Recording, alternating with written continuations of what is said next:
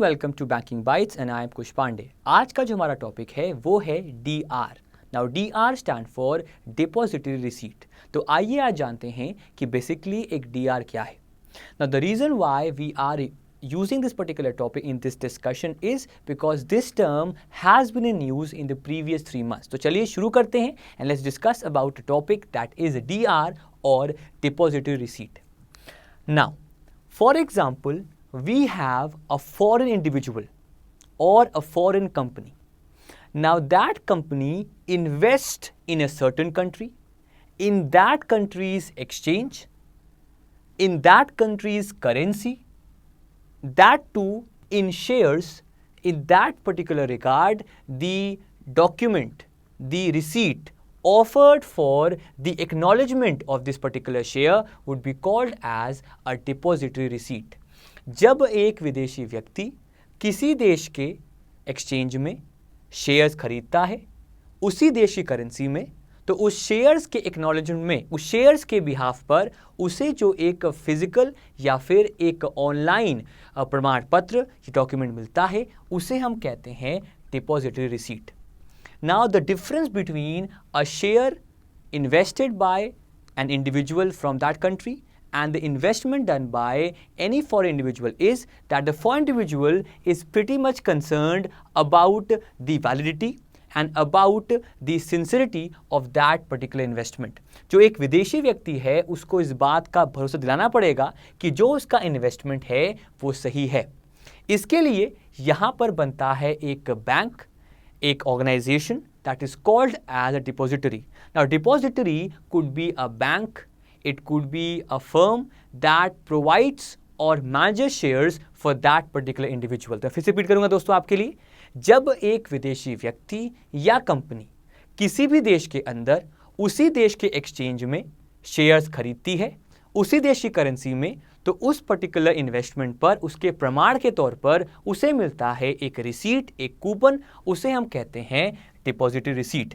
And for the last time, the objective and the benefit is, the objective is to promote more investment, and the investment from the foreign countries will be promoted if we provide them a safe and secure easy method for investment. तो basically ये एक method है जिससे कि एक विदेशी व्यक्ति निवेश कर सकता है किसी भी कंट्री के अंदर। In terms of its usage, we have 3 special kinds. The first one, for example we have the president of US। मान लेते हैं कि ये प्रेसिडेंट नहीं है और ये एक आम व्यक्ति है।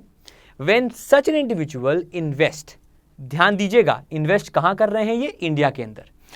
He is not an Indian, so he is a foreign individual.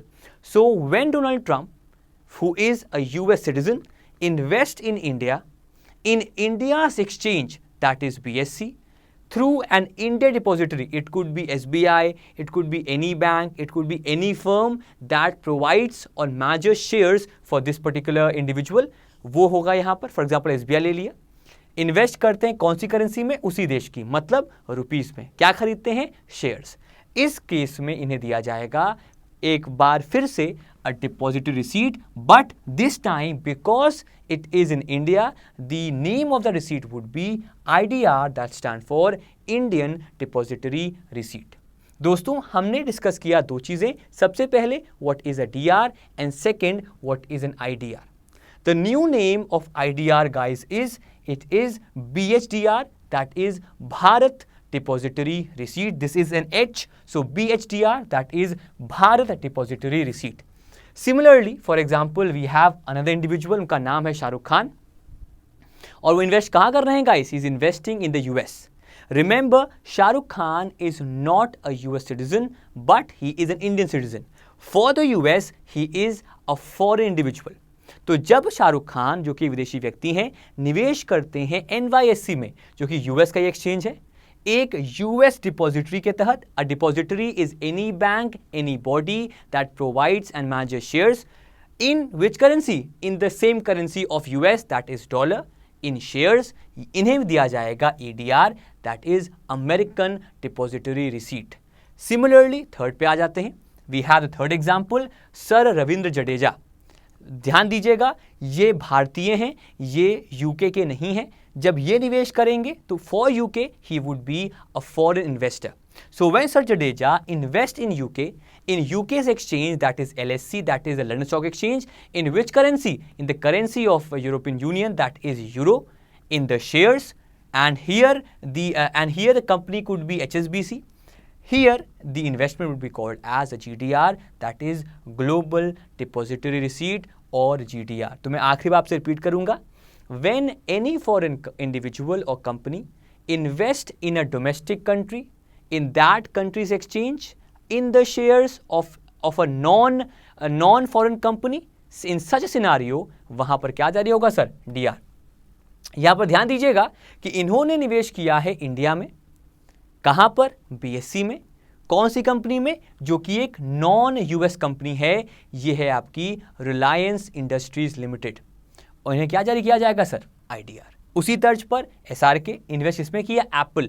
Apple is a non Indian company. इस बात को ध्यान दीजिएगा कि जो इन्वेस्टर है और जो इन्वेस्टिंग कंपनी है जहां पर कि इन्वेस्टमेंट होगा, उन दोनों का सेम होना नहीं है. They should be different. For example SRK is an Indian and Apple is a US company. It could be a Korean company, it could be any company, but it can never be the company of the investor, that is Indian. So here we have American investor and Indian company.